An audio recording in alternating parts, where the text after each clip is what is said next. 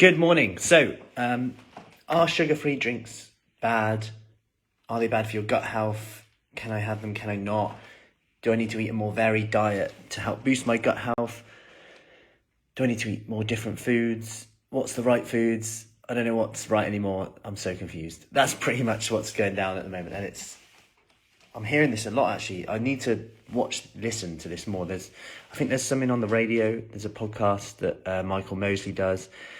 And also one of the other guys who talks about gut health a lot, which, just point out there, Tim Spector, I think is, who's done some real great stuff. But some of the stuff that he's talking about is actually based on quite a weak study, actually, to say that the types of foods that we should be eating, types of foods to help our gut bacteria, and that you can kind of pinpoint them based on our glycemic index response, which is our blood sugar response.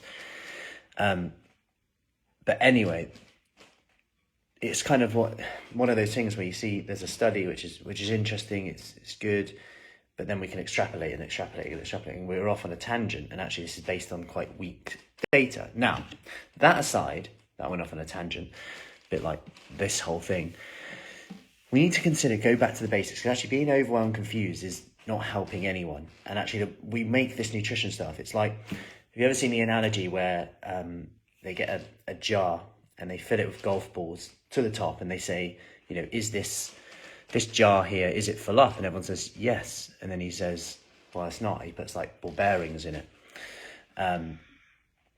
little balls in there, and then he's like, okay, is it full up now? And everyone's like, yes, now full up. Then he puts sand in there as well, and he talks about your priorities. If you put the sand in first, you wouldn't be able to fit the golf balls in as well. And you wouldn't be able to fit the balls in either. And he's like, always look at your priorities first. And in this case, he talks about family, your health, all of this stuff. And then the ball bearings being like everything else, like work, stuff like that. And then the sand, just everything else. But we focus too much on the sand sometimes. And this is a bit like what's happening here. Because, I've got some people who are really struggling with their snacking, comfort eating, stress eating, time, yet they're trying to stress about getting 1 million vegetables in because there's this challenge going on where you've got to eat 100 different vegetables, and they're like, or something like that, in a certain time, and it's like, I've got to have different meals, I shouldn't be having the same breakfast every day. And actually, even though that goes against real good research in terms of people who have lost weight and kept it off, there's this big study, they look at, right, who's kept weight off, 10 kilos or more, or 10% or more of their body weight, for 10 months or more, who's kept that weight off, and what do these people do? And they keep things very simple, same breakfast, like this is just simple habits of what they do. What do you have for breakfast? Porridge, eggs and bacon, porridge, like many creatures of habit. And it takes away decision making in a world where we're being pulled in different directions, very fast paced, working from home, traveling, kids, family, stuff, everywhere in the last few years especially. Now, going back to this, you throw in all that as well, it's quite confusing. So sugar-free drinks, let's go into them first off. Now, you've got to consider what's the alternative.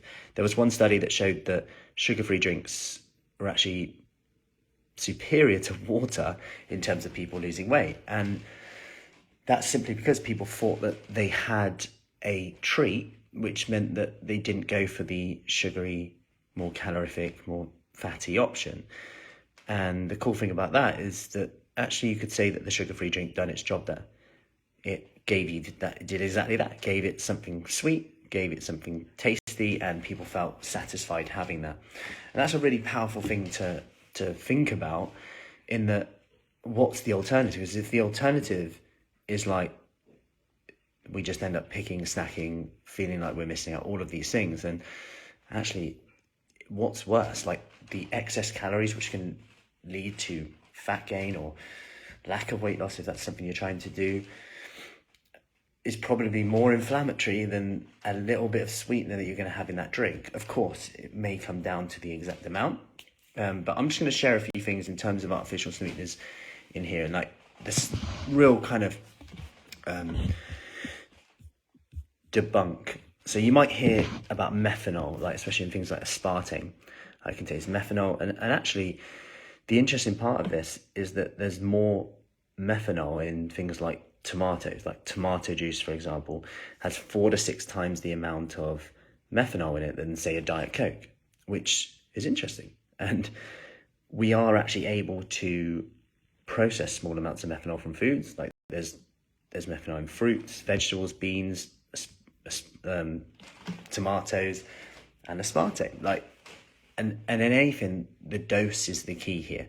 Like, how many are you having? You know, that's a key thing. Another study they gave people. So this was 18 to 60-year-olds in this study, and they gave people basically 1,050 milligrams of aspartame, which is equivalent to 6 cans of Diet Coke a day for 12 weeks. So 6 cans of Diet Coke a day for 12 weeks. They had no impact on blood sugar levels or insulin. Like, you know, people say it tricks your body, like, and your insulin levels go crazy.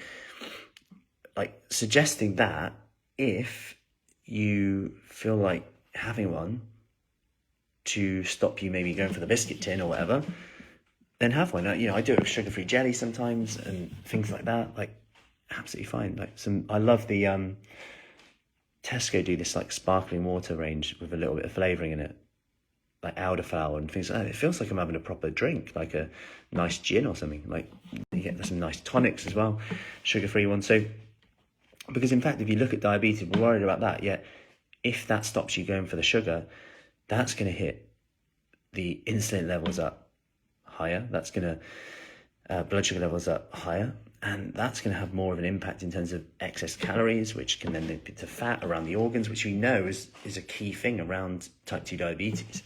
So that's why, you know, we're worrying about the sand and minutiae sometimes with this. Now, with this as well, I'm not saying that you know, this is healthy, like that artificial sweeteners should be added into your diet as this healthy thing. But actually, they're a tool in the toolbox. And, you know, when you look at fizzy drinks and people that like that, some of these studies are observational and they're often based on what people's habits generally are. So when the people who have fizzy drinks are less likely to exercise in general, less likely to probably eat 5 a day in general. So we sometimes put all this in one box and we go, oh, it must be bad. It must be bad because these people are overweight or whatever. But actually, when you look into it and you separate it out, okay, actually these people aren't exercising, these people aren't having 5 a day, etc. Then we start to get a better picture on here. And when it comes to having different foods and all this for gut health, again, that's really early research. There's no doubt that eating more vegetables and more variety of vegetables and fruits is going to be great. However, it's still, I was saying to someone the other day, if you're having a salad every day with like different vegetables in, that's still variety within that meal. Of course, it's great if you get some more in, but actually the bulk of your nutrition is coming in there and you're getting a variety within that meal. You have to define variety sometimes. You know, you look at some of the healthiest populations in the world, like, you know, in Asia, they don't have a that varied diet, really. It's quite samey. The portion size is quite low. They have, you know, a good balance of oily fish, lots of vegetables, soy in there as well. You know, it's interesting. Like, it's not like us, like where we're, you know, thinking, oh, I need to have this crazy granola with like 50, like we're putting dried fruit in all cases here, and then all of a sudden we've got like a 1,000-calorie breakfast full of different fruits and nuts, and it's ticks the box for the gut health. But then we're like, why am I not losing weight? And it's because we've had a 1,000-calorie breakfast. So it's really getting that balance right here. So I hope that helps today. Any questions on that, do let me know. Comment below. Our next Kickstart program starts next week and the week after. We've got flexible start date. So we've got Devizes, Chippenham, Marlborough. If you want more information on that, just comment below with Kickstart and I will see you soon. Have an awesome Sunday. Take care.